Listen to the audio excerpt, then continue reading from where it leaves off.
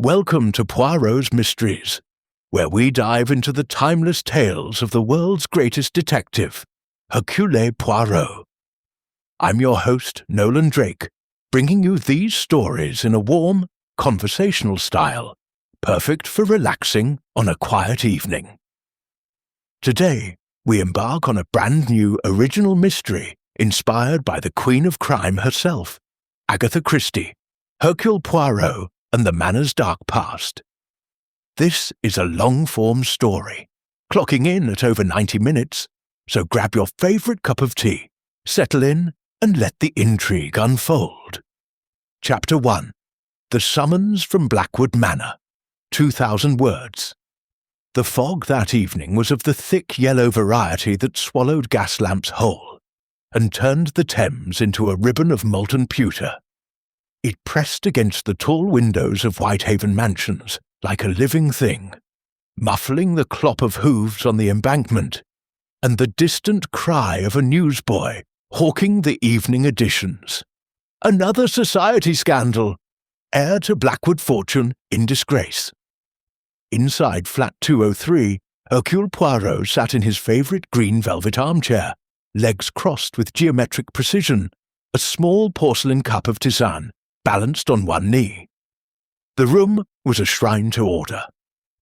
Books alphabetized by author and height, shoes aligned at perfect right angles beneath the hall stand, and a single white camellia in a crystal bud vase on the mantel, its petals arranged so that each faced the room at an identical angle. Poirot's green eyes, bright as a cat's in the firelight, were fixed not on the fog, but on the letter in his lap. The envelope was heavy cream stock, sealed with crimson wax impressed by a signet ring, a raven clutching a broken arrow. The Blackwood crest. Captain Arthur Hastings, tall, honest, perpetually boyish, despite the silver at his temples, paced the Persian rug with the restless energy of a retriever denied its walk. He had burst in 20 minutes earlier, cheeks flushed from the cold, waving the same envelope like a battle standard. "Poirot, you must read it. Sir Reginald Blackwood himself, inviting you, personally, to Blackwood Manor for the weekend. Says it's to celebrate the unveiling of a family heirloom, but dash it all, there's something havey-cavey about the wording. Listen to this bit, and perhaps, monsieur, you might lend your singular talents to laying certain old ghosts to rest." "Ghosts? In a country house? I ask you." Poirot raised one expressive eyebrow. "Hastings, mon ami, you have the imagination of a schoolboy and the discretion of a town crier. Sit, drink your whisky, and cease treading upon my aubusson with those muddy boots." Hastings obeyed, perching on the edge of the sofa and cradling the tumbler Poirot poured for him. The detective, meanwhile, slit the envelope with a silver letter opener shaped like a miniature sword. The paper inside was thick, almost velvety, and the handwriting bold yet tremulous, as though the pen had been gripped too tightly. "Monsieur Hercule Poirot, you will forgive the presumption of a stranger, but your reputation precedes you like a herald.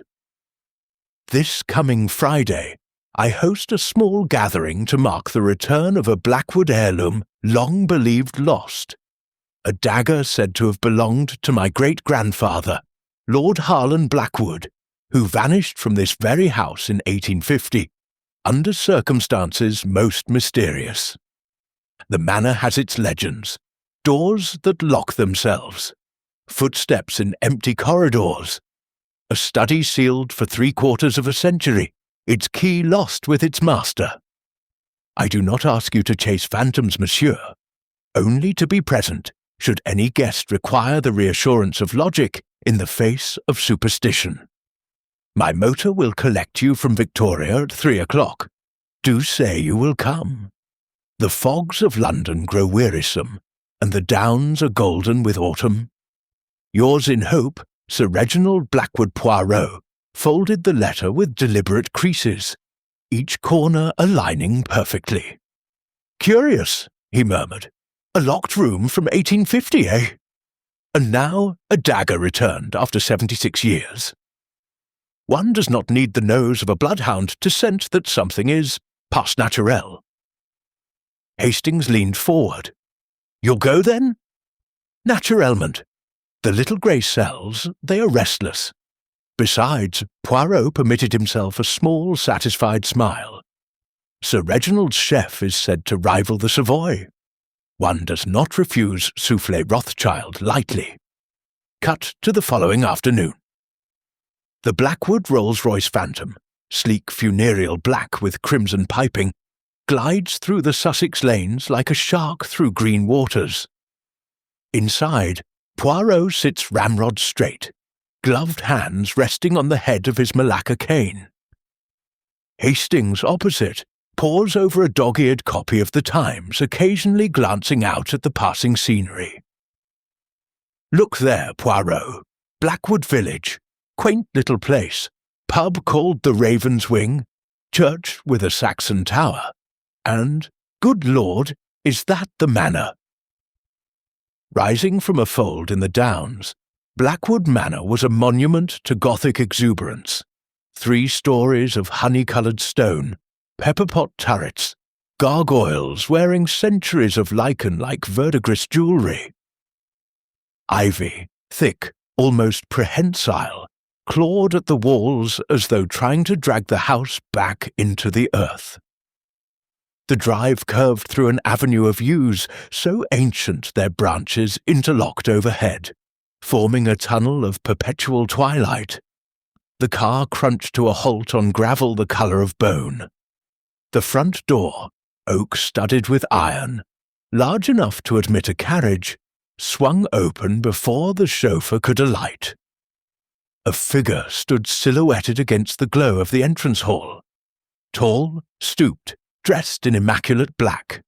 "Mr. Graves," Hastings whispered, "the butler. Looks like he's been carved from the same stone as the gargoyles." Graves inclined his head with the solemnity of an undertaker. "Monsieur Poirot, Captain Hastings, Sir Reginald awaits you in the long gallery. This way, if you please." They stepped into a hall that smelled of beeswax, wood smoke, and something faintly metallic. Old blood, perhaps, or just the tang of centuries. Suits of armour lined the walls, their visors raised like empty eyes. A grandfather clock ticked with the ponderous authority of a judge passing sentence. From somewhere deep in the house came the faint rhythmic thud of a distant hammer, tap, tap, tap, as though a coffin were being nailed shut. The long gallery ran the length of the east wing, its ceiling painted with faded frescoes of the Blackwood arms impaling those of long-forgotten brides. Portraits glared down. A cavalier with a cruel mouth, a Regency buck with dissipated eyes, a Victorian matriarch clutching a fan like a weapon. At the far end, beneath a stained-glass window depicting the family crest, stood Sir Reginald Blackwood. He was a big man gone slightly to seed, broad shoulders straining at a tweed jacket, a florid face framed by a mane of iron-grey hair. His handshake was hearty, almost too hearty, as though he were trying to convince himself of his own bonhomie. "Poirot! By Jove, you're smaller than I expected. No offence. The photographs make you look like a blasted gnome. And Hastings, good to see a familiar face from the old regiment. Come, let me introduce the house party before cocktails." He gestured expansively. The guests were arranged like pieces on a chessboard. Cocktails were served. Martinis for the men, sherry for the ladies, a thimble of crème de menthe for Poirot, who sipped it with the air of a connoisseur sampling poison. Conversation flowed in careful eddies. Poirot listened, his gaze drifting to the stained-glass window. The raven in the crest seemed to watch him, beak open in a silent scream. Dinner was announced at 8. The dining room was a cavern of dark oak panelling, lit by a chandelier that trembled in the draught. The table groaned under silver platters. Consommé Olga, sole meunière, saddle of mutton with red currant jelly, and finally the promised soufflé Rothschild. Golden, quivering, served with a sauce of apricots and armagnac. Poirot ate with delicate precision, but his attention was elsewhere. Halfway through the fish course, Sir Reginald raised his glass. "To absent friends," he said, his voice suddenly hollow, "and to secrets long buried." A silence fell, broken only by the tick-tock of the ormolu clock on the sideboard. Lady Evelyn's hand trembled. A drop of wine fell like blood onto the damask cloth. Victor laughed too loudly. Clara stared at her plate. Dr. Hawthorne cleared his throat. Mrs. Winters smiled, a thin, wintry smile that did not reach her eyes. Later, as the ladies withdrew and the men lit cigars, Sir Reginald drew Poirot aside beneath a portrait of Lord Harlan Blackwood, the vanished ancestor. The painting showed a man in his 40s, hawk-nosed, with the same iron-grey hair as his descendant. One hand rested on a globe. The other was hidden in the folds of his coat. "My great-grandfather," Sir Reginald said quietly, "disappeared from the locked study on All Hallows' Eve, 1850. Door bolted from within, windows barred, no trace, save a single drop of blood on the blotter and a raven's feather on the windowsill. The family called it the Curse of Blackwood Manor. I prefer to call it unfinished business." Poirot studied the portrait. "And the dagger that returns tomorrow, it was his?" "Found in a pawnshop in Cairo, of all places. The blade is Damascus steel, the hilt ivory carved with ravens. Harlan's initials are engraved on the tang. I mean to display it in the study, the very room where he vanished. Perhaps then the old boy can rest." "Or perhaps," Poirot murmured, "the past will demand a reckoning." Outside, the storm that had been threatening all day finally broke. Thunder rolled across the downs like artillery. Rain lashed the windows. Lightning illuminated the gallery for a heartbeat, and in that flash, Poirot saw it. A shadow moving where no shadow should be, behind the suit of armour at the far end of the room. He blinked. The shadow was gone. Midnight found Poirot and Hastings in their adjoining rooms on the second floor. The guest chambers were luxurious but oppressive. 4-poster beds swathed in burgundy velvet. Tapestries depicting the labours of Hercules, an irony not lost on the detective. A fire crackled in the grate, but the warmth did little to dispel the chill.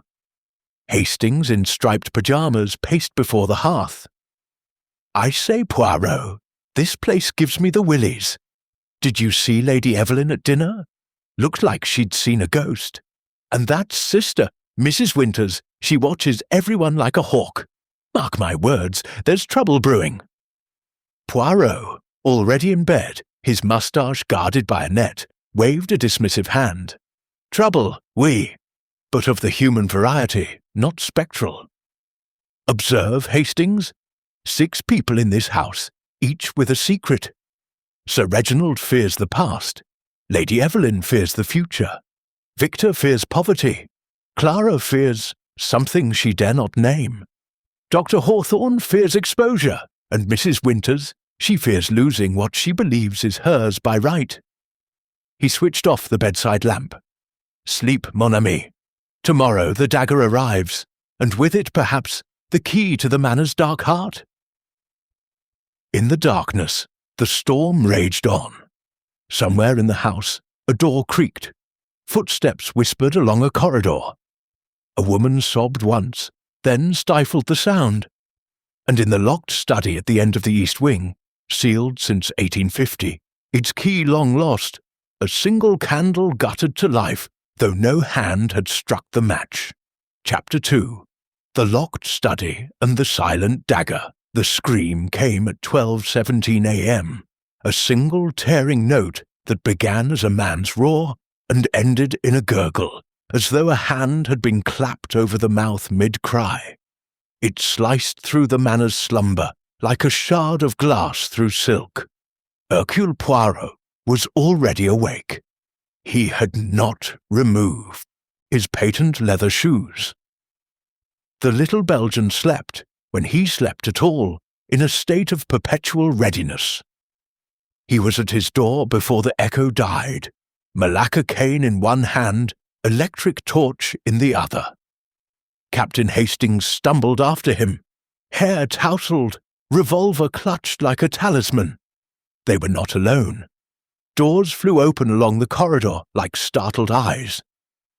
Lady Evelyn appeared in a peach silk dressing gown, pearls askew, face bleached to the colour of candle wax.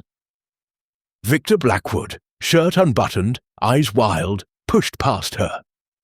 Clara Thorne clutched a candle that trembled in her fist, wax dripping onto her bare toes. Dr. Hawthorne, spectacles fogged, fumbled with his medical bag. Mrs. Winters, black wrapper buttoned to the throat, moved with the calm of a woman who had long ago ceased to be surprised by violence.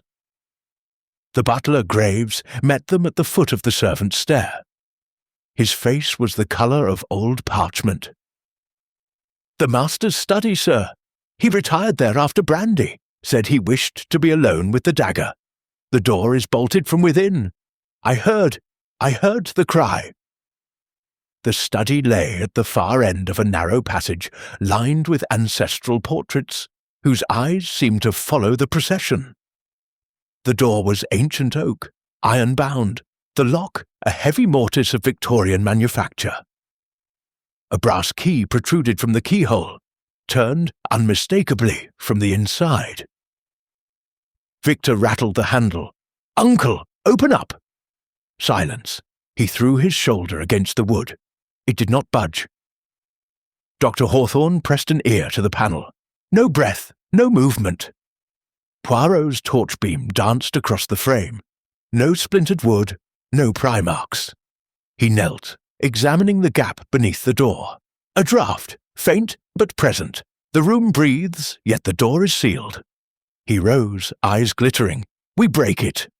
3 heaves. Victor, Hastings, Graves, and the lock shrieked in surrender. The door swung inward, on darkness thick as velvet. The study had not been entered in 76 years, yet someone had prepared it for its ghost. A fire burned low in the grate, casting sanguine shadows over walls panelled in dark walnut. Books, leather spines cracked with age, lined the shelves. A massive partner's desk dominated the centre, its green leather top scarred by generations of quills. Upon a black velvet cushion lay the returned heirloom, the Damascus dagger, its blade a ripple of watered steel, the ivory hilt carved with ravens in mid-flight. The candle beside it had burned to a stub, wax pooled like clotting blood. Sir Reginald Blackwood sat slumped forward in the high-backed chair, arms sprawled across the blotter. The dagger protruded from between his shoulder blades, hilt flush to the tweed, blade buried to the forte. A dark stain spread across his waistcoat, slow and deliberate, as though the cloth itself were drinking him in. His eyes were open, fixed on the hearth in an expression of mild surprise, as if death had arrived with an unexpected jest. Poirot moved first. He touched the carotid, cool, pulseless. Mort depuis une demi-heure, peut-être moins. He sniffed the air, brandy, beeswax, and beneath it the sweet metallic tang of fresh blood. No scent of gunpowder, no scorch marks, only the dagger. Hastings gagged. Locked from the inside, windows barred. How in blazes? Silence. Poirot's voice cut like a scalpel. He circled the room with the precision of a watchmaker. The windows, mullioned, leaded, each pane intact, iron bars on the outside, corroded but solid. The chimney, wide enough for a sweep, but a heavy iron fire screen blocked it, and soot lay undisturbed. The floor? Persian rug, no trapdoor evident. The walls? Solid panelling, no hollow echo when tapped. He returned to the door. The key still protruded on the inside. He grasped it, turned, click, then withdrew it, examining the wards. No duplicate, no wax impression, the lock is untouched. Lady Evelyn swayed. Dr. Hawthorne caught her, guiding her to a leather armchair, where she sat staring at the corpse as though it were a stranger. Clara began to cry, soft, hiccuping sobs. Mrs. Winters crossed herself, lips moving in Latin. Victor poured brandy with shaking hands, downed it in one gulp, poured another. Graves stood rooted. I locked the master in myself at 11:30. He insisted, said he wished to commune with the past. I heard nothing until the scream. Poirot's gaze swept the desk. An inkstand overturned, black rivulets spidering across scattered papers. A half-finished letter. My dear Victor, the time has come to face. A railway timetable circled in red. A photograph of Lord Harlan Blackwood, identical to the portrait in the gallery, but younger, smiling.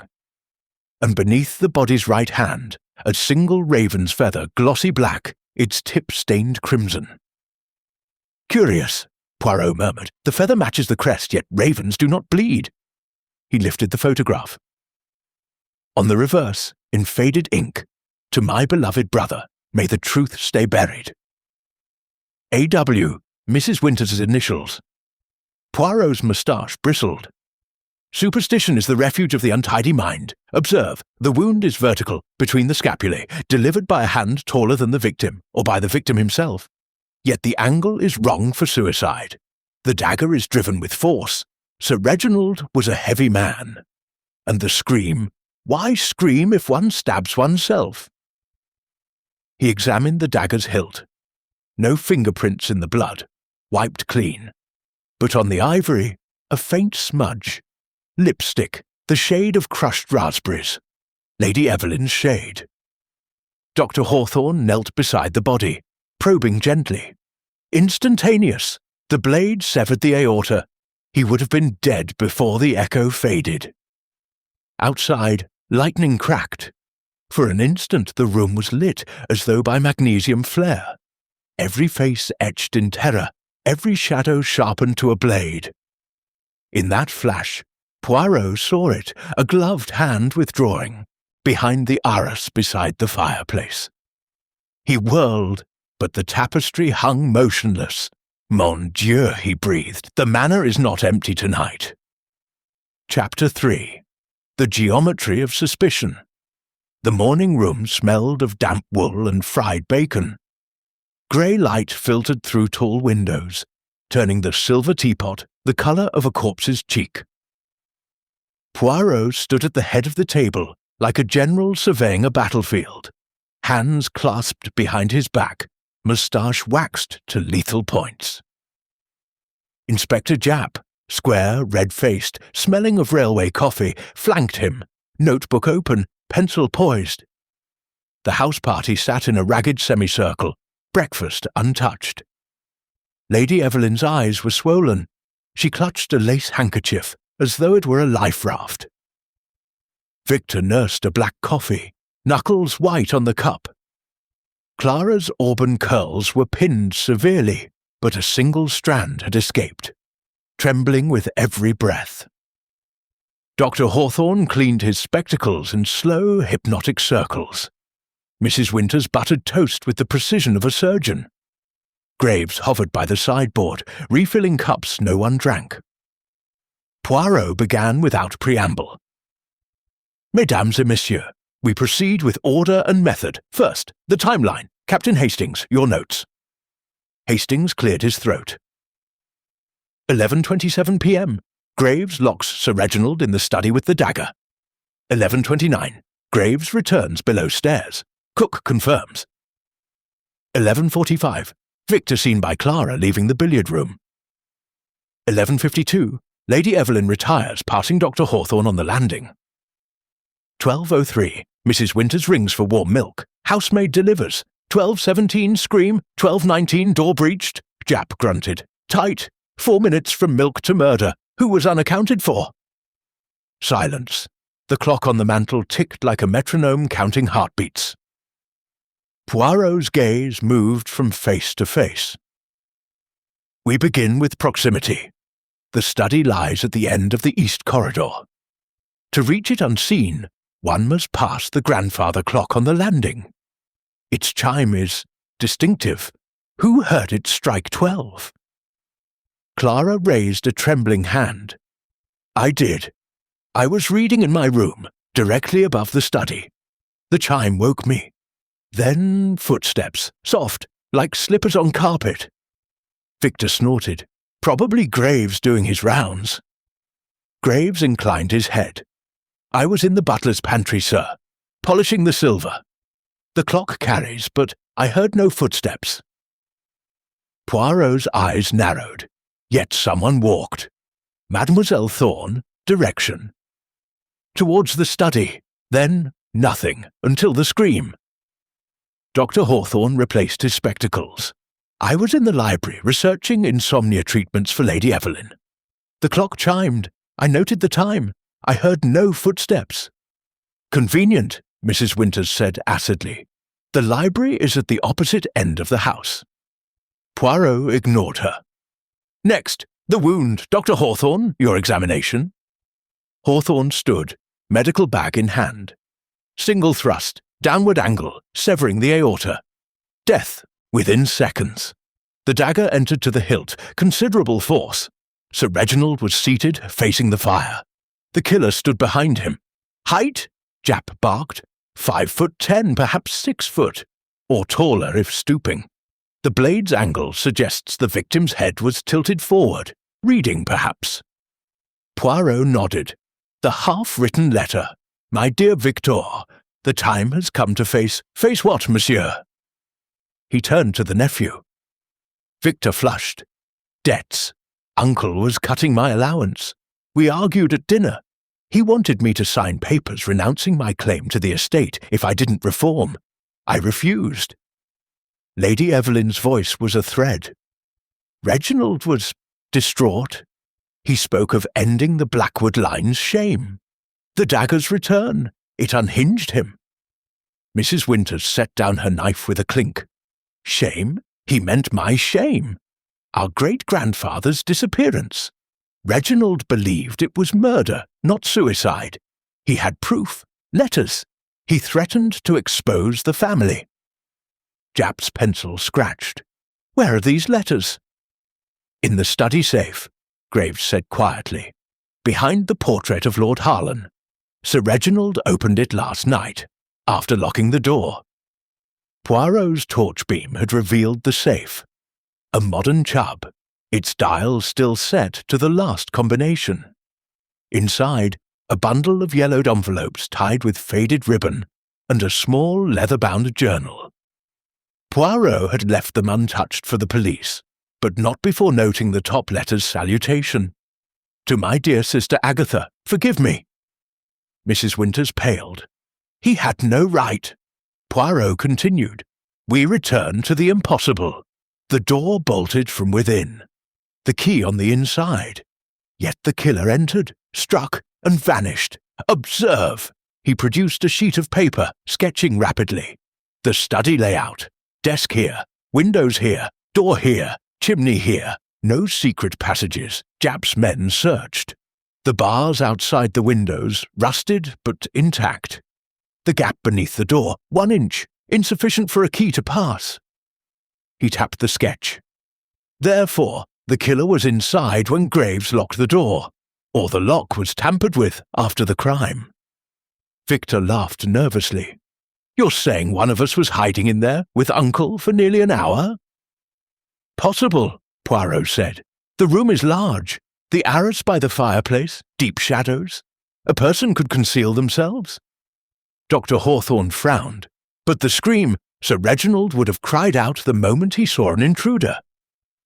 Unless, Poirot said softly, the intruder was expected. Silence fell. thick as the fog outside. Jap broke it. Alibis, Lady Evelyn. I took a sleeping draught at 11:50. Dr. Hawthorne can confirm he prepared it. I was in my room until the scream. Hawthorne nodded. Laudanum, 8 drops. She would have been unconscious within 20 minutes. Yet you were in the library until midnight? Researching, Hawthorne repeated. I left at 12:05, past Mrs. Winters's door, heard her radio playing softly, reached my room at 12:10. The scream woke me. Mrs. Winters smiled thinly. I suffer insomnia. The wireless helps. I was awake until the housemaid brought milk at 12:03. She can confirm. Clara twisted her handkerchief. I read until the clock chimed, then blew out my candle. I heard the footsteps, then nothing. Victor drained his coffee. Billiards until 11:45. Clara saw me leave. I went to my room, smoked a cigarette on the balcony. The storm was coming. I watched the lightning, alone. Graves spoke last. Below stairs from 11:29. Cook, scullery maid, and boot boy can vouch.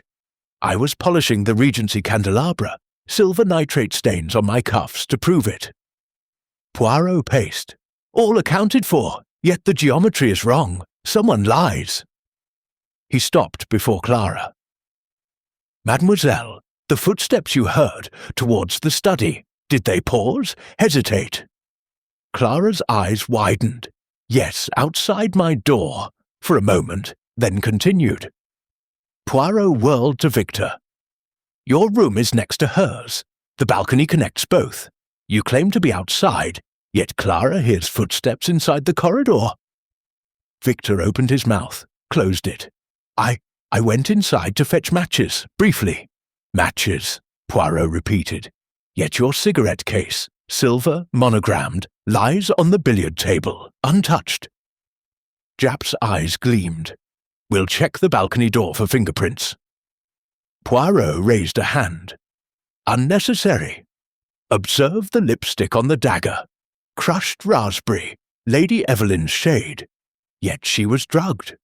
Therefore, the smudge was planted. A red herring. He turned to the company. The killer wishes us to chase shadows, but Hercule Poirot chases facts. And the first fact is this. The raven's feather beneath Sir Reginald's hand.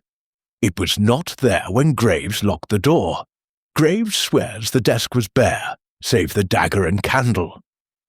Therefore, the feather was placed after death. By whom, and why? Outside, a raven landed on the windowsill, cocked its head, and croaked once. A sound like a coffin lid closing. Chapter 4.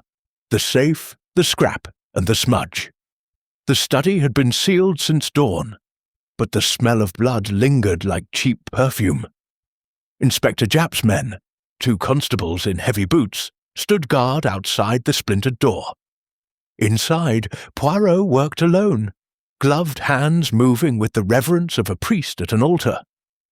The dagger lay on a velvet tray, bagged for fingerprints.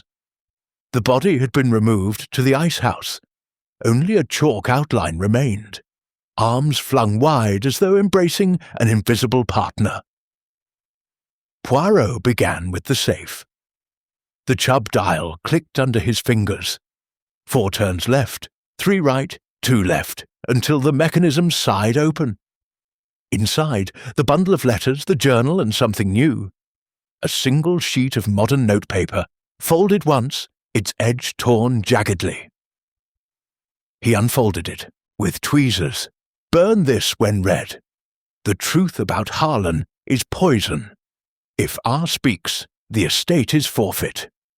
Meet me in the study at 11:45. Come alone. Victor's handwriting. Poirot had seen it on the billiard room score sheet. The tear ran through the signature, as though the writer had hesitated mid-stroke. Poirot slipped the note into an envelope, then turned to the letters.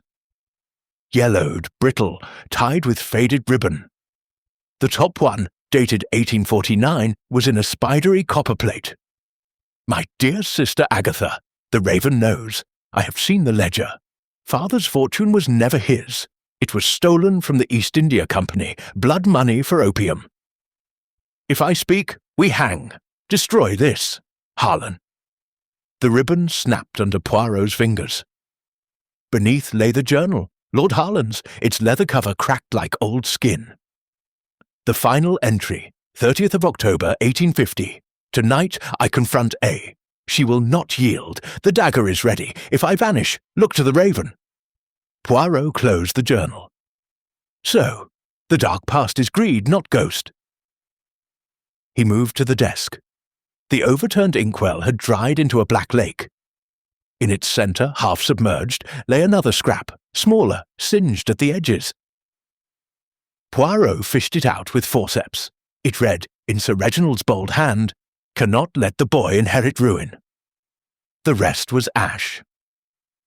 Footsteps in the corridor. Japp entered, rubbing rain from his moustache. Fingerprints, Poirot. Daggers clean, wiped with a silk handkerchief, but the key, inside the lock, 2 smudges. One is Sir Reginald's, the other, thumb, right hand, fresh. Not in the files. Whose? Working on it. Also, the bars outside the window. Rust flaked off one. Fresh scrape. Someone climbed, maybe. Poirot's eyes gleamed. Show me. They stepped onto the narrow balcony that ran beneath the study windows. Ivy clung thick as rope. One tendril had been snapped, its sap still oozing. Below, the gravel path was churned bootprints, size 10 deep in the heel. They led to the rose bed, then vanished onto the lawn. "Victor's boots," Japp said, "size 10, and look." He pointed to a smear of mud on the balustrade. "He was out here." Poirot knelt. "Non. Observe the angle. The prints faced toward the house. Someone descended after the rain started, after midnight. Yet Victor claims he was on his balcony before the storm." Japp whistled. "So he climbed down, then up again? Or someone wore his boots." Poirot scraped a sample of the mud into a vial. "Garden soil, rich in clay. The rose bed was manured yesterday. Graves mentioned it. We check shoes." Back inside, Poirot examined the raven's feather under a magnifying glass. "Tail feather, common raven. The blood is Sir Reginald's, type O, but the tip," he scraped with a scalpel, "is stained with lipstick, crushed raspberry. Yet Lady Evelyn's lips bear no trace this morning. The smudge was applied after the blood dried." Japp scratched his head. "Planted? Precisely. Like the note in the safe. Observe." Poirot held the torn scrap beside the singed fragment. The tear aligned perfectly. One sheet, torn in haste. The burner claimed half, the desk the rest. Sir Reginald wrote to Victor, then thought better. He tore the note, burned part, kept part. Why? They were interrupted by Hastings, breathless. "Poirot! You'll want to see this in the library wastebasket." He held a crumpled sheet. A forgery of Victor's handwriting, practicing the phrase "meet me in the study" at 11:45. The ink was fresh. Clara's room, Hastings added, under her blotter, and this, a silk handkerchief, monogrammed CT, stained with raspberry lipstick and a faint smear of blood. Poirot's moustache twitched. "Mademoiselle Thorne, she plants evidence against Victor. Why?" Japp's men brought the suspects to the morning room. Clara entered last, eyes red-rimmed. Poirot laid the handkerchief on the table. "Explain." Clara's voice was small. "It's mine. I lost it yesterday, in the gallery. Someone must have taken it." "Someone who wears your lipstick to frame you?" Poirot's tone was gentle, deadly. "Or someone you frame?" Victor surged forward. "She's covering for me. I was with her. Silence!" Poirot snapped. "You were on the balcony, but not alone. The mud on your cuffs, garden clay. You went to the rose bed after the murder. Why?" Victor swallowed. "I heard the scream. Ran down the servant's stair, saw the prints, panicked, thought they were mine." "Liar," Mrs. Winters said coldly. You killed him for the inheritance. Dr. Hawthorne adjusted his tie. Or to silence him.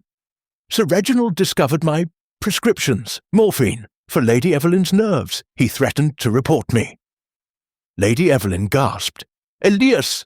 Poirot raised a hand. Enough! We have motives, greed, fear, revenge. But the method? He returned to the study, the others trailing. He pointed to the arras by the fireplace. Captain Hastings, pull! Hastings tugged. The tapestry swung aside, revealing a narrow door, panelling disguised as wall. It was locked, but the key from the desk fit. Beyond, a spiral stair, dusty, descending into darkness. A priest's hole, Japp breathed, from the Reformation, leads to the wine cellar. Poirot shone his torch. Footprints, small stockinged feet. Someone hid here, entered after Graves locked the door, struck, then fled down the stair. The scream was Sir Reginald discovering the intruder. The bolt was thrown after the killer left, by a string through the keyhole, pulled from the corridor. He demonstrated with twine. The key turns, the string withdraws under the door. Classic. Clara whispered, but the feather, planted from the corridor. The arras hides a slit. A hand reaches through, drops the feather. The lipstick, transferred from the handkerchief stolen earlier. Japp nodded. So the killer knew the priest's hole. Poirot's eyes swept the room. Only someone familiar with the manor's secrets. Graves, Mrs. Winters, or... He stopped at the chimney. Soot had been disturbed. A single black smudge on the fire screen. Someone small, Poirot murmured. Someone who could fit. He turned to Clara. Mademoiselle, your slippers, size 3. The prints in the priest's hole are size 3, stockinged. You hid, waited, struck when Sir Reginald turned to the safe. You fled down the stair, planted the feather through the arras, then returned to your room. The handkerchief, your own, used to wipe the dagger, then hidden to implicate yourself less than Victor. Clara's face crumpled. He was going to send me away. Said I was a burden. Victor promised to marry me, if the money was ours. Victor lunged. You little... Japp restrained him. Clara Thorne, I'm arresting you. Poirot raised a hand. No. Observe the soot. The smudge is above the screen. 5'6", mademoiselle, is 5'2". She could not reach. Silence. The grandfather clock struck 3 off-key. Poirot smiled. The killer is still among us, and the priest's hole was a blind. The true exit, he pointed to the window. One bar was loose, pried from its socket, then replaced. Was here, the ivy held, the rain washed the lower prints. The upper bar was loosened before the murder, tightened after the feather, dropped from the balcony as the killer descended. He turned to Victor. Your boots, your height, your motive. You climbed up after the scream, planted the feather to mimic the curse, then descended again. The torn note, your uncle's warning. You burned half, kept half to frame Clara. Victor's face twisted. Prove it. Poirot held up the vial of mud. Clay from the rosebed matches your cuffs and the bar. He twisted it free. On the inner side, a fingerprint in blood. Victor's, Japp snapped cuffs. Victor Blackwood, you're nicked. As Victor was led away, Poirot sighed. The dark past claimed another Blackwood, but not by curse, by greed. Chapter 5. The Second Key and the Poisoned Brandy. The drawing-room smelled of wet wool and fear. A coal fire hissed in the grate, throwing long shadows across the turkey rug. Poirot stood before the mantel, hands clasped behind his back, the little Belgian silhouetted like a chess king among pawns. The remaining suspects sat in a ragged half-circle. Lady Evelyn, pale as parchment. Dr. Hawthorne, spectacles fogged. Mrs. Winters, black bombazine rustling like dry leaves. Clara Thorne, eyes swollen but dry. Graves poured tea no one touched. Inspector Japp burst in, rain dripping from his mackintosh. "Poirot, you'll want to see this. The brandy decanter in the study. Arsenic, enough to fell a horse, but slow." Sir Reginald took one sip at 11:15. Graves poured it. The stab came later, post-mortem. The poison was the real murder weapon. Poirot's moustache bristled. Then Victor's climb, the dagger, diversion. The locked room was never the point. The point was time. He turned to Graves. "You served the brandy." Graves inclined his head. "Yes, sir.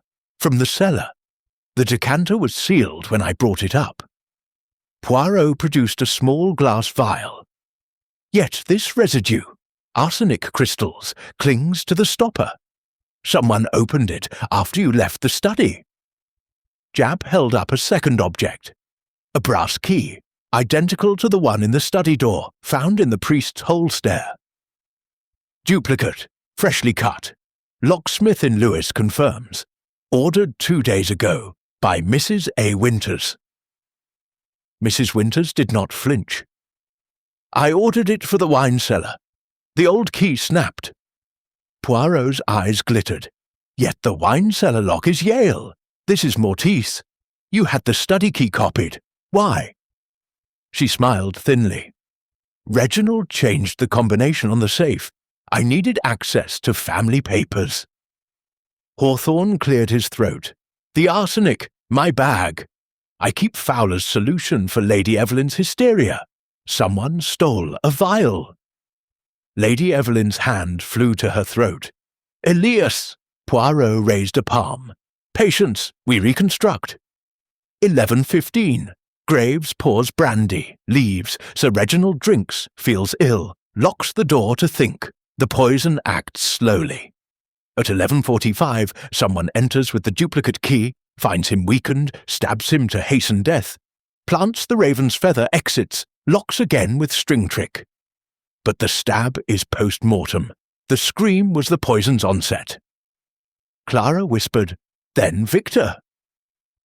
"Victor climbed after the scream," Poirot said, "to plant the feather and frame himself as the obvious suspect. A double bluff. He believed the stab was the murder. He did not know about the poison." Japp frowned. "So who poisoned the brandy?" Poirot paced. "The arsenic was added before Graves poured. The decanter was tampered with in the cellar. Who has access?" Graves. "Only myself and the housekeeper." Poirot. "Yet the cellar door was jemmied last night. Marks fresh. Someone entered from the kitchen garden." He produced a muddy footprint cast in plaster. Size 6 narrow heel. Lady Evelyn's evening slipper. Found in the boot room, sole caked in cellar mould. Lady Evelyn's voice trembled. I walk in my sleep. Dr. Hawthorne knows." Hawthorne nodded. "Somnambulism. She took a draught at 11:02. I watched her retire." Poirot's gaze softened, then hardened. "Yet the draught was your prescription. Laudanum, 8 drops. Enough to sedate, not kill. But the vial in your bag, half empty. You gave her 4 drops only.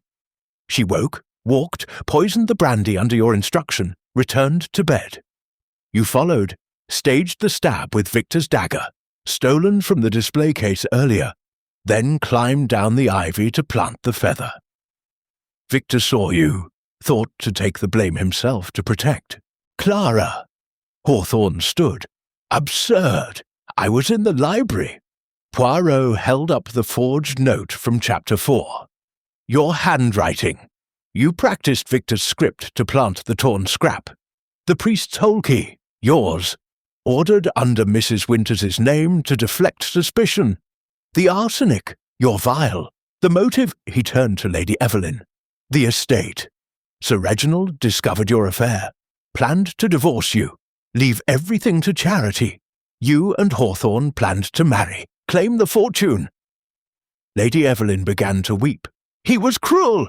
The morphine. He found my stash. Threatened to institutionalize me." Hawthorne lunged for the door. Japp tackled him. Elias Hawthorne, you're under arrest!" Poirot raised a hand. "Non, observe," he pointed to the tea tray. Graves had poured Mrs. Winters a cup, steaming, untouched. "The arsenic residue on the decanter matches the crystals in your teacup, madame. You poisoned the brandy first, then Hawthorne added the stab to cover your tracks. You ordered the key to frame him, the sleepwalking, your suggestion to Evelyn, to muddy the waters." Mrs. Winters's cup rattled in its saucer. "You cannot prove." Poirot produced a telegram. "From the Lewis locksmith. The key was collected by a woman in black veil. Your height, your voice, and the journal." He opened Harlan's diary to a new page, previously hidden. "A pressed raven's feather, annotated in your hand, for the next Blackwood who dares. You killed Harlan in 1850, faked his disappearance, inherited through Reginald's father. Now you kill again to protect the secret." Mrs. Winters laughed. A dry, cracking sound. Clever little man, but the safe. Poirot opened it. The letters were gone. Only ash remained. "Burned this morning," Japp said, "by you, in the kitchen range." Mrs. Winters stood, regal. "Then you have nothing." Poirot smiled. "I have the feather, the one you pressed in 1850. DNA will match the blood to Harlan's line. And the duplicate key, your fingerprints in the wax impression." She lunged for the fire poker. Graves intercepted, pinning her arms. Japp cuffed her. As she was led away, Mrs. Winters spat. "The raven always returns." Poirot watched her go. And Hercule Poirot always catches it. Chapter 6. The Final Assembly and the Truth of the Raven. The long gallery had been transformed into a courtroom. Portraits of the Blackwood ancestors glared down, as though judging their own descendants. A single chandelier burned, its crystals trembling in the draught. At the far end, beneath the stained-glass raven, Hercule Poirot stood on a low dais, hands clasped, green eyes luminous. The suspects sat in a semicircle. Inspector Japp leaned against a suit of armour, arms folded. Hastings hovered near Poirot, notebook ready. Poirot began without ceremony. "Mesdames et messieurs, we have chased shadows long enough. 3 weapons have been proposed: poison, dagger, and the locked room itself. 3 killers have been accused: Victor Hawthorne, Mrs. Winters. Yet the truth is simpler and older than any of you imagine." He produced the Damascus dagger, now cleaned, and laid it on a velvet cushion. This blade never killed Sir Reginald. The wound was post-mortem. The poison, arsenic, was real, but not fatal in the dose administered. The true cause of death: a single precise injection to the carotid, delivered by a hypodermic needle. The puncture was hidden beneath the dagger's entry. Dr. Hawthorne's specialty. Hawthorne started. "I was searched." Poirot held up a glass syringe, sealed in evidence. "Found in the priest's hole, wrapped in your handkerchief. The needle bears traces of curare, paralytic, instantaneous. You entered with the duplicate key at 12:10, found Sir Reginald weakened by arsenic, injected him, stabbed to conceal the puncture, planted the feather, exited via the ivy. Victor saw you descend, assumed the stab was the murder, climbed after to plant evidence against himself." He turned to Mrs. Winters. "You provided the arsenic, stolen from Hawthorne's bag weeks ago. You believed it would kill. When it did not, you signalled Hawthorne from the corridor. 3 taps on the radiator pipe. He finished the task." Mrs. Winters sneered. "Fantasy." Poirot opened Harlan's journal to the pressed raven's feather. "This feather is not from 1850. The barbs are modern, dyed with aniline, a 20th century process. You forged the entry, madame, to resurrect the curse. The original journal, burned in the kitchen range, contained no such page. I recovered a fragment from the ashes." He held up a singed corner. "The raven is a lie," Lady Evelyn sobbed. "Reginald knew. He found the forgery. He was going to expose us all." Poirot nodded. Exposure of the opium fortune, the fake curse, the insurance fraud on Harlan's death. But the true killer needed more than silence. He needed the estate intact. He turned to Graves. The butler did not move. "Sir," Poirot's voice softened, "you have served this family 30 years. You knew every secret passage, every loose bar, every combination. You ordered the duplicate key, not Mrs. Winter's. The locksmith described a tall man in a chauffeur's cap. You wore it. You poisoned the brandy with arsenic to weaken Sir Reginald, then used the priest's hole to enter at 12:15. You injected the curare, stolen from Hawthorne's bag during a routine medical visit. You stabbed post-mortem to mimic the curse. You planted the modern feather to resurrect the legend. You even loosened the window bar weeks ago, knowing Victor would be blamed." Graves's face remained impassive. Motive? Poirot produced a birth certificate, yellowed but official. "You are Harlan Blackwood's illegitimate son, born 1870, hidden in the village, raised as Graves. Sir Reginald discovered it last month. He planned to acknowledge you in his will, cutting out Victor, Evelyn, everyone. You would inherit everything. But acknowledgement meant exposure of the opium fortune's taint. The title would be stripped. You chose murder over disgrace." He laid a final object on the cushion. A small silver locket, opened to reveal a miniature portrait of a young woman. Harlan's mistress, Graves's mother. Graves's mask cracked. "He promised me the manor. Then he wavered, said the shame was too great. I gave him 30 years of service. He owed me." Poirot's voice was gentle. "You locked the door from the inside with the original key, exited via the priest's hole, pulled the string to turn the bolt from the corridor, then descended to the cellar. You returned upstairs after the scream, leading the charge to discover the body. The perfect servant, above suspicion." Japp stepped forward. "Reginald Graves, real name Harlan Blackwood Jr. You are under arrest for the murder of Sir Reginald Blackwood." Graves lunged, not for the door, but for the dagger. Poirot was faster. He caught the butler's wrist, twisting until the blade clattered to the rug. Graves sank to his knees, tears cutting channels through the powder on his cheeks. "The raven," he whispered. "It was supposed to protect us."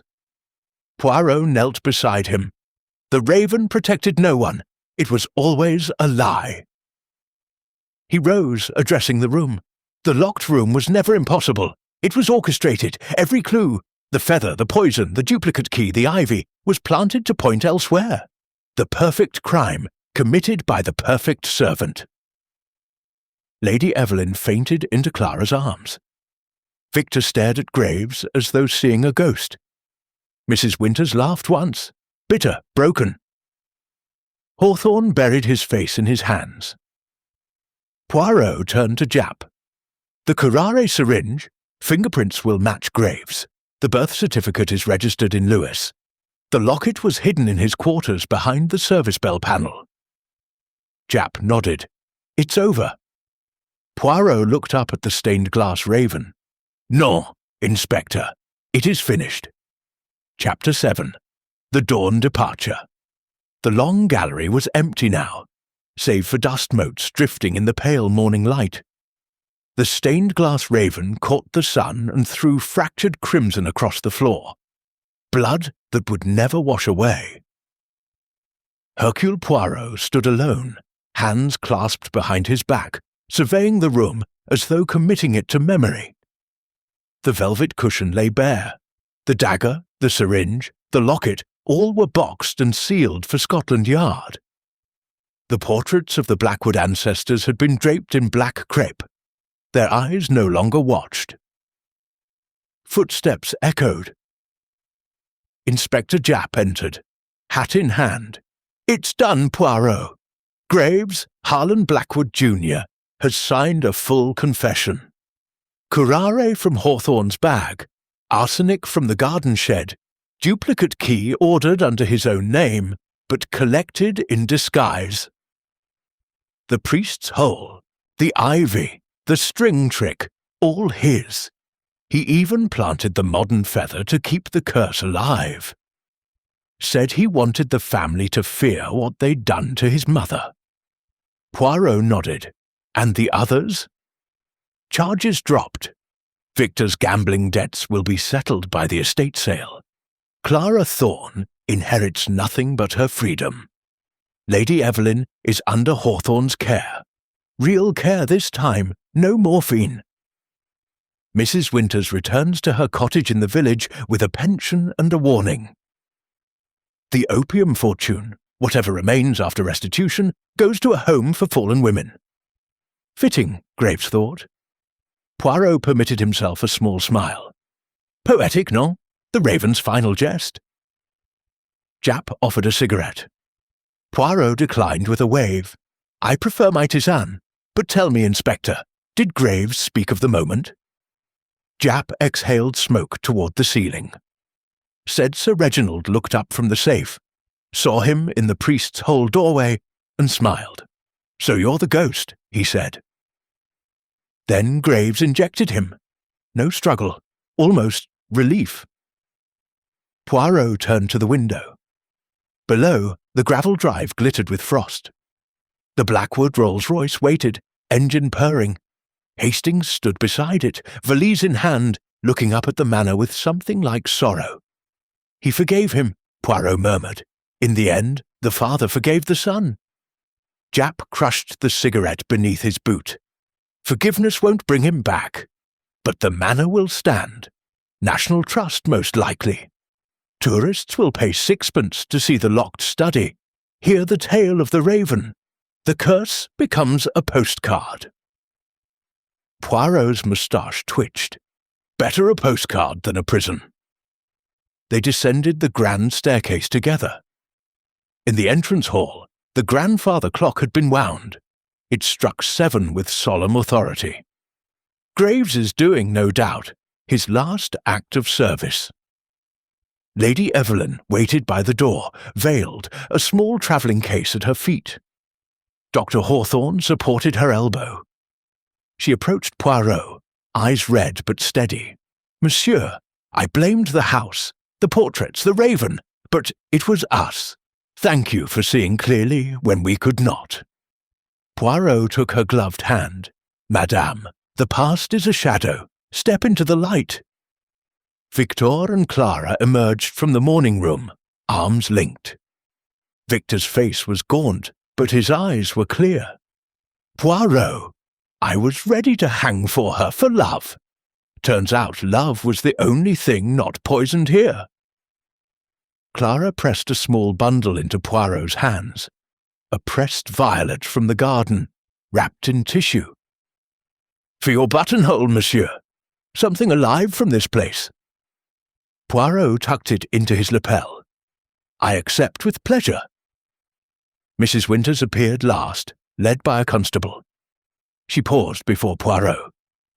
"You think you've ended it, little man, but blood remembers." Poirot met her gaze, and justice forgets nothing. She was led away without another word. Graves, Harlan, waited in the courtyard, wrists cuffed, flanked by 2 officers. He had changed into a plain suit. The butler's livery was folded neatly in a trunk. He looked smaller, almost ordinary. Poirot approached. "You wish to protect the name." Graves's voice was hoarse. "I wish to be the name. 30 years polishing silver, pressing suits, tasting the master's soup for poison. And in the end, I became the poison." Poirot studied him. "Your mother, what was her name?" "Rose," Graves said softly. "She died in the workhouse. Harlan promised to fetch her. He never came." Poirot placed a hand on the man's shoulder. "Then let this be her epitaph. She loved, and was loved in return. The rest is silence. Graves bowed his head. The officers led him to the police van. As the doors closed, he looked back once, at the Manor, at the Raven window, and smiled as though seeing something Poirot could not. The Rolls-Royce pulled away. Hastings settled beside Poirot, the violet bright against his lapel. "Back to London, then?" Hastings asked. "We, to order, to tisane, to the little grey cells resting after their labour." Hastings glanced back. The Manor shrank in the rear window. Ivy already reclaiming the stone. "Will you miss it?" Poirot considered. "I will miss the puzzle, the people, not so much." They passed through the village. Children waved. The pub sign, the Raven's Wing, swung in the breeze. A new plaque was being hung, site of the famous locked room mystery in 1926. Hastings chuckled. "Tourist trap in the making." Poirot closed his eyes. "Every house has its story, mon ami. Some are tragedies, some are farces. This one was both." The car turned onto the London road. Behind them, Blackwood Manor stood silent, its windows blind, its secrets finally spoken. Chapter 8. The Raven's Last Flight. At 9:17 a.m., exactly 3 hours after the police van disappeared down the drive, Hercule Poirot stepped from the shadows of the long gallery. He had not left with Hastings. He had sent his friend ahead with a note. One final errand for the little grey cells. "Meet me at Victoria, 3 o'clock." Poirot moved alone through the house, Malacca cane tapping softly on the parquet. The constables had sealed the study, the priest's hole, the cellar. But Poirot carried a different key, the original study key returned to him by Japp with a gruff "Don't lose it, mind." He paused at the foot of the grand staircase. A single black feather lay on the bottom step, fresh, its tip still wet with dew. Poirot picked it up, twirled it between gloved fingers. "You are persistent, mon petit corbeau, but persistence is not proof." He ascended to the east wing. The study door stood ajar, police tape fluttering like a torn bandage. Inside, the chalk outline had been erased, but the air still carried the faint sweetness of blood and beeswax. Poirot knelt by the fireplace, ran a hand along the arras. The slit behind the tapestry, through which the feather had been dropped, was sewn shut with coarse black thread. "New, Graves's work," Poirot murmured. "Even in custody, he tidies." He moved to the desk. The safe hung open, empty save for a folded square of paper. Poirot unfolded it with tweezers. "Monsieur Poirot, you have the confession, but not the treasure. The Raven guards one last secret. Look where the first raven fell." Poirot's eyes narrowed. Harlan, or Harlan's son playing his father's game. He returned to the long gallery. The stained-glass raven glowed in the morning sun, its eye a chip of ruby. Poirot tapped the frame. Hollow. He pressed the ruby. The panel swung inward on concealed hinges. Behind, a narrow cavity. Inside lay a leather pouch, heavy with coin, and a second journal, smaller, bound in raven feathers. Poirot carried both to the morning room, locked the door, and opened the pouch. Gold sovereigns, 1849 mint, Harlan's era. Enough to buy a small estate. The journal's first page bore a single line in Harlan's spidery hand. "If I vanish, the raven will lead my son to what is rightfully his." Poirot read on. The entries detailed the opium fortune's laundering, gold hidden in the manor's foundations, the priest's hole, the chimney. Harlan had not died in 1850. He had faked his disappearance, fled to Cairo with a fraction of the gold, and pawned the dagger to fund his new life. The curse was a smokescreen to keep the family from searching. Graves, Harlan Jr., had discovered the journal months ago, hidden behind the stained glass panel. He believed the gold was his birthright.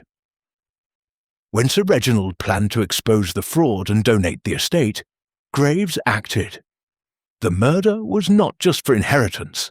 It was to protect the treasure's location. Poirot closed the journal. So, the raven was never a curse. It was a map. He returned to the study, pried up the hearthstone marked with a faint raven carving. Beneath, a tin box. Inside, a map of the manor, X's marking caches.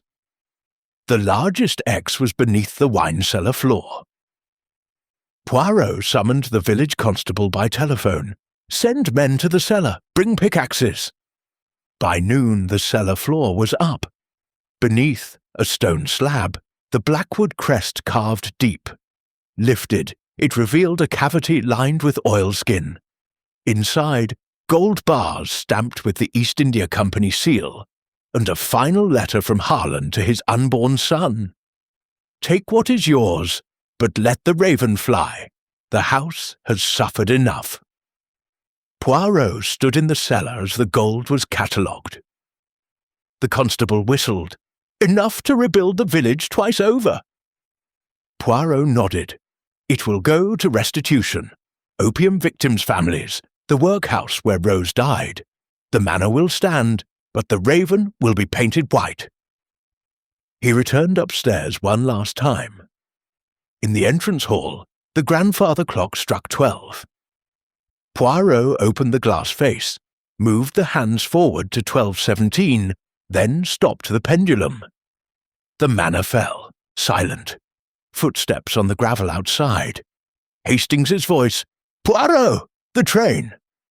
Poirot met him at the door. "One moment, mon ami." He placed the fresh raven's feather on the hall table, beside a single gold sovereign. A note in his neat hand, for the National Trust. Let the raven remind visitors. Secrets buried deepest are the ones that fly farthest. They boarded the Rolls-Royce. As it pulled away, Poirot looked back. The manor stood bathed in sunlight, ivy gleaming like emerald. A real raven circled the chimney once, then wheeled toward the downs. Hastings asked, "All finished?"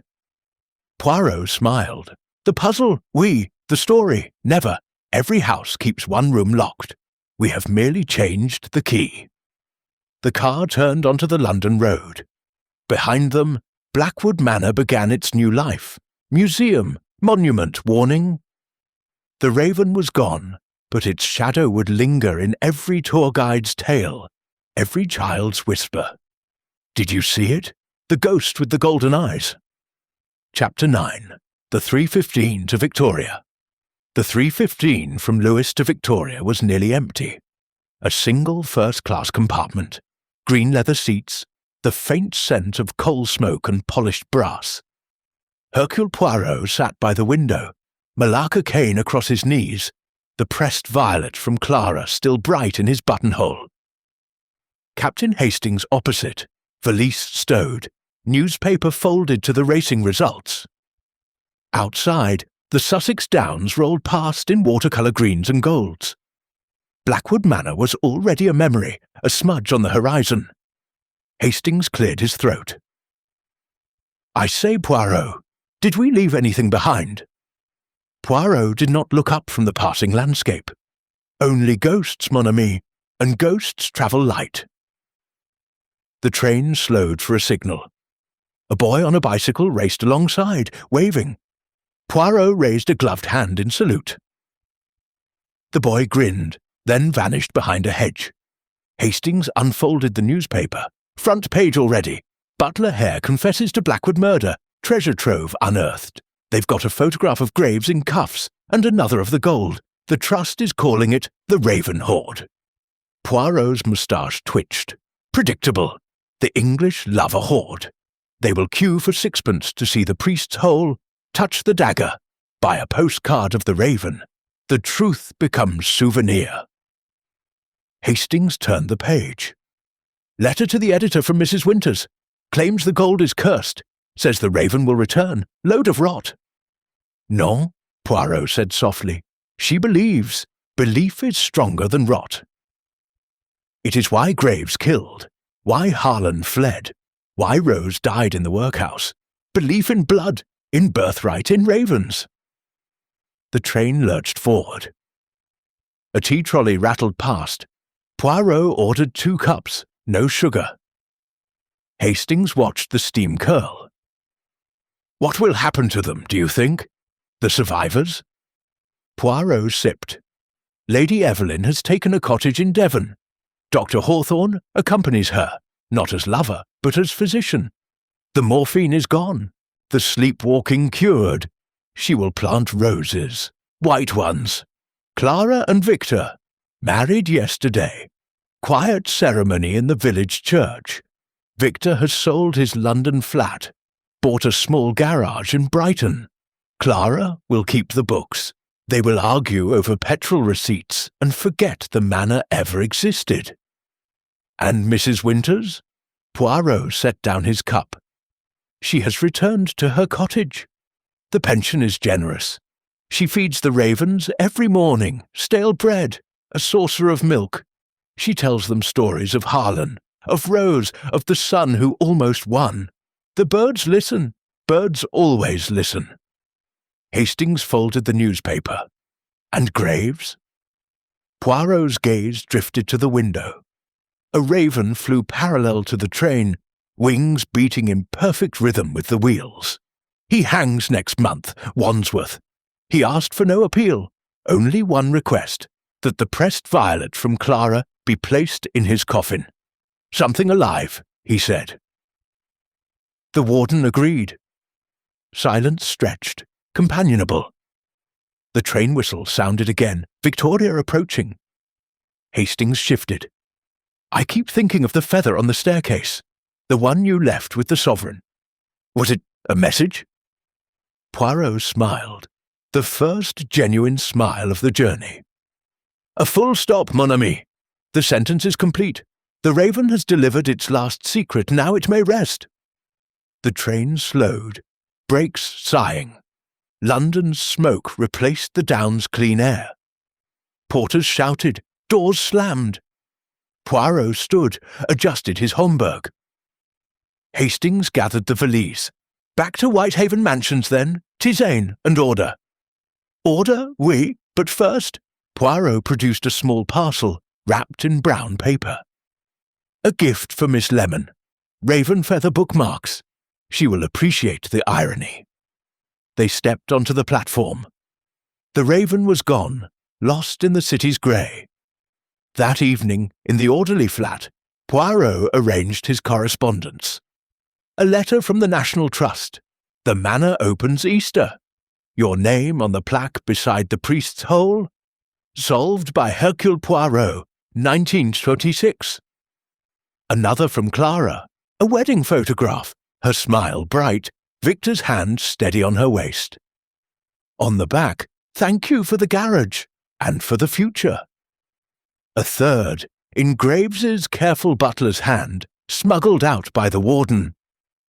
Monsieur, the violet is pressed between the pages of Harlan's journal. I read it every night. The raven was never a curse. It was a promise to fly free.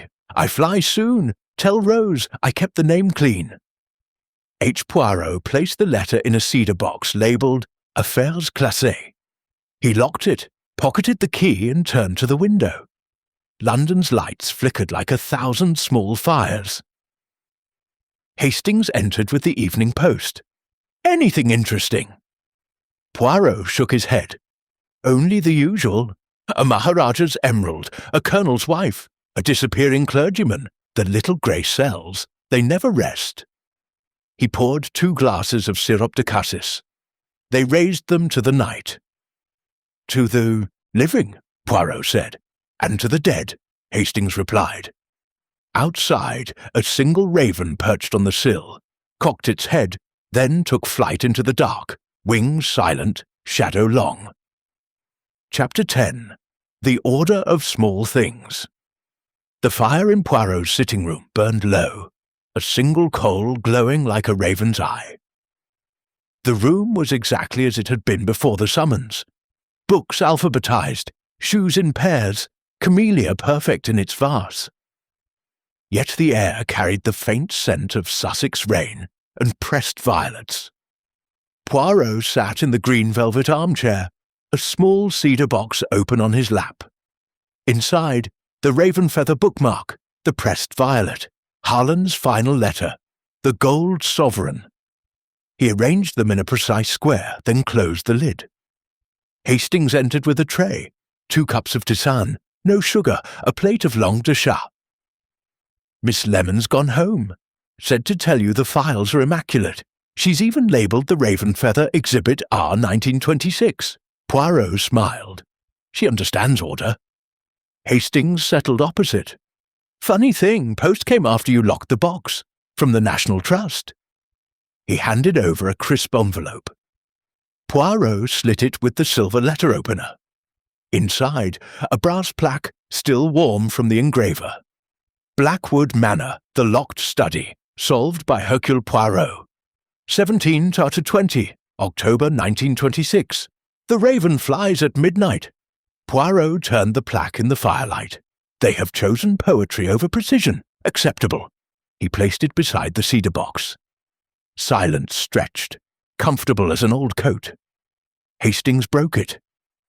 Do you ever wonder, Poirot, what if Graves had simply asked, told Sir Reginald who he was, asked for the gold, the name, the place at table?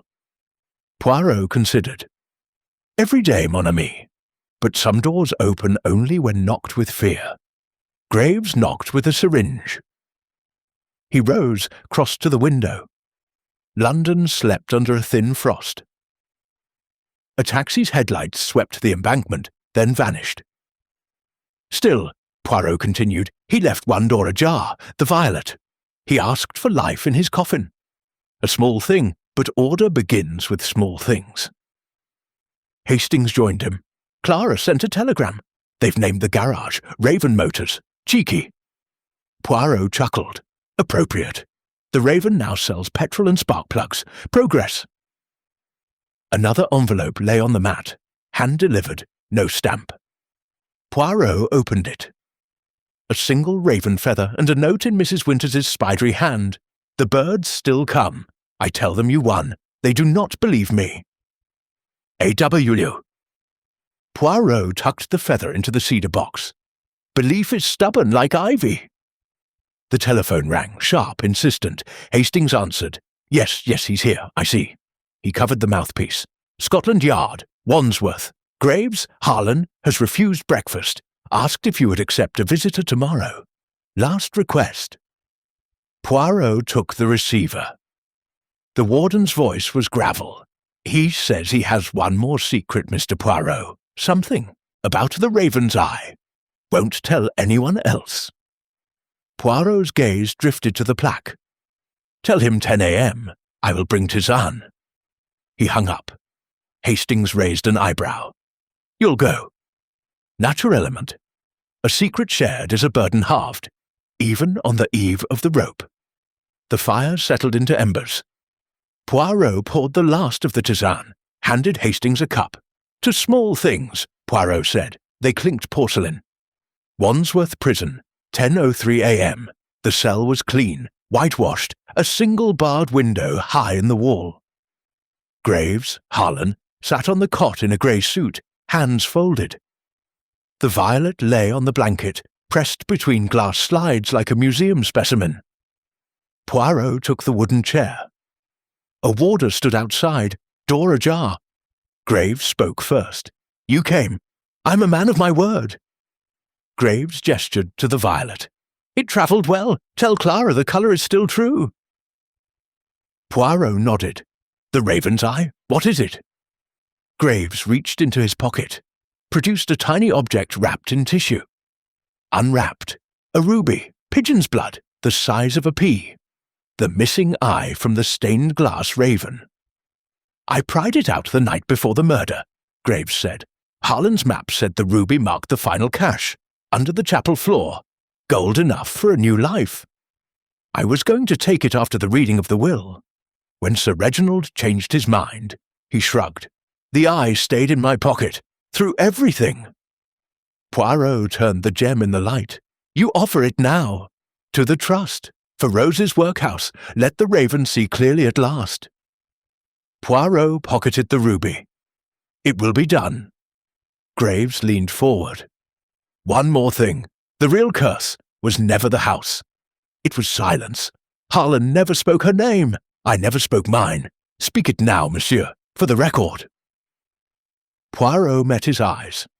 Harlan Blackwood, Jr., son of Rose, keeper of the flame. Graves closed his eyes. A tear tracked the groove beside his nose. Thank you. The warder knocked. Time. Poirot stood. You fly tomorrow. Graves smiled, the first real smile Poirot had seen on him, with a violet in my fist. Whitehaven Mansions, that evening. The cedar box now held the ruby, the violet, the feather, the sovereign. Poirot locked it, placed the key on his watch chain.